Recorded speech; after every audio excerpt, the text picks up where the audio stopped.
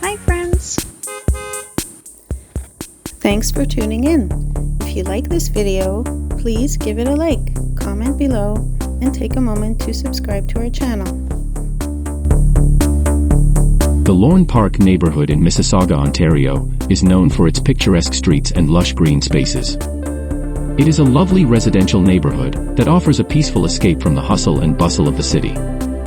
One of the highlights in this area is the Bruckner Rhododendron Gardens. This hidden gem is a must-visit, especially in the spring when the rhododendrons and azaleas are in full bloom. The gardens are a perfect spot for a relaxing walk or a peaceful picnic. You'll be surrounded by vibrant colors and beautiful floral displays, making it a great place to unwind and enjoy nature. The views of Lake Ontario adds a beautiful backdrop to the gardens and the neighborhood, showing just how close you are to this stunning body of water. Thanks for joining us on this tour of Lorne Park and the Bruckner Rhododendron Gardens. Thank you very much.